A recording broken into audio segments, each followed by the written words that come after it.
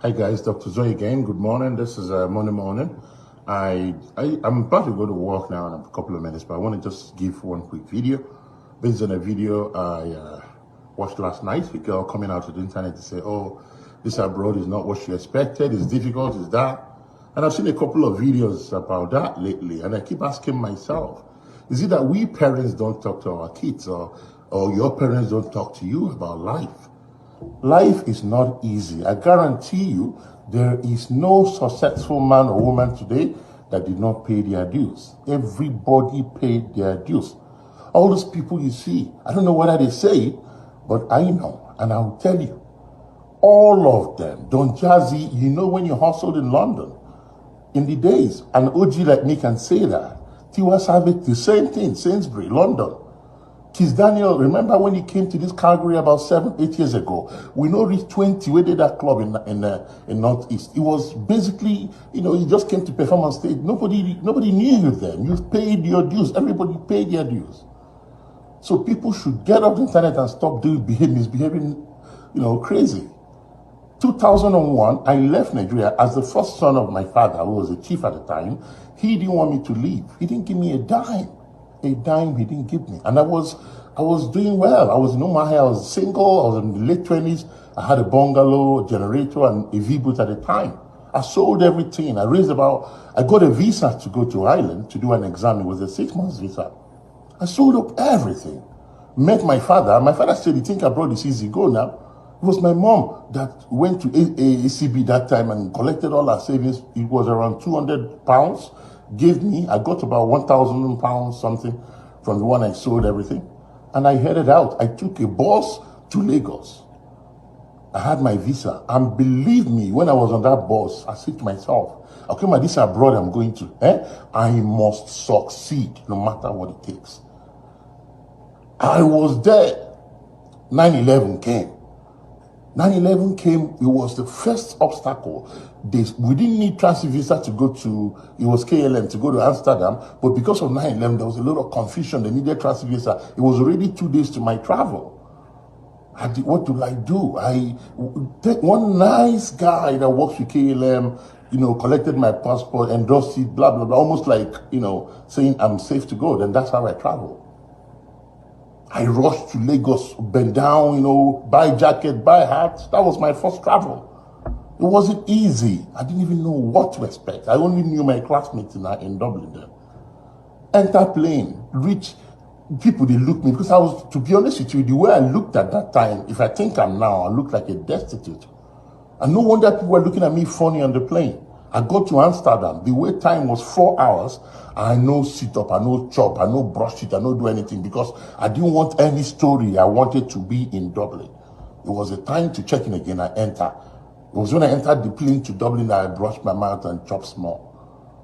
You have to be resolute when you're coming abroad. Listen, forget what Daddy Freeze is my friend. I love him and he knows that.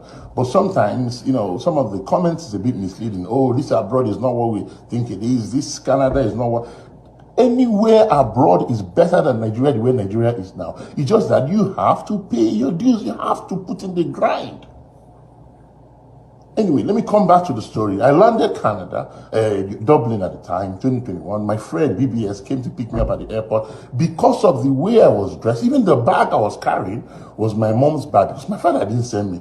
It was my mom's bag, and one of the tires was off. I was looking like a destitute. The tire was a bit... The guy gave me a sign to meet him outside because nobody could receive me at the airport. I was looking off. I don't care. I entered bus with that. We headed. Another classmate of ours, Hero Stanford House. That was my first night. Lovely community that time in Nigeria. Hero will always cook rice because so many of us were trooping in. Hero will cook rice. Big, massive rice with stew he made. Nice guy. I will never forget him. Stanford House. Ask anybody. Hero will, all of us ate rice. I slept on the floor on the first day. On the floor. Hero is right now, Hero is a psychiatrist in BC, Canada. He connected his friend. Okay, now he's a maxillofacial surgeon in London or Liverpool somewhere. Okay, now came and picked me up the next morning. Because I still had about 1,200 or so, or 300, I paid for small accommodation. I paid for small accommodation in Lucan. In the room, in the house where Kedem were staying, there was a room available. My friend Victor, who's a neurosurgeon today in upstate New York, Victor didn't have much money, but he moved in with me. We were bent on making it. Believe me.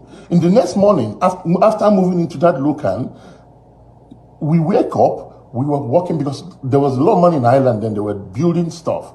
We were walking from one construction site to us, and they would look at us and say, what are we here for? We're here to work. We can help you carry this cement and this block up there, and you pay us anything you can.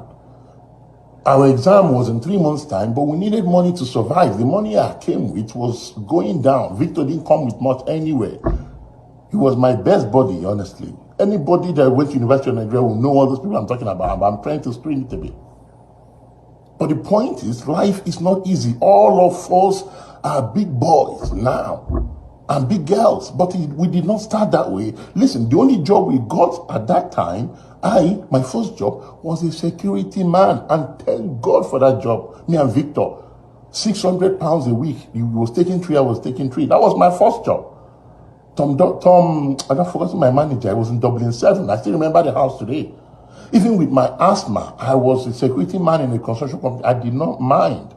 Me and Victor were having a good time. We were happy. We were single. As I said, Victor is a neurosurgeon today.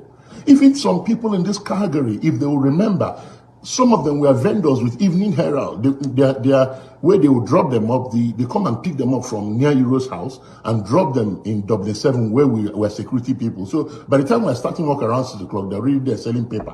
When they have their break, they will come in and chill in the building.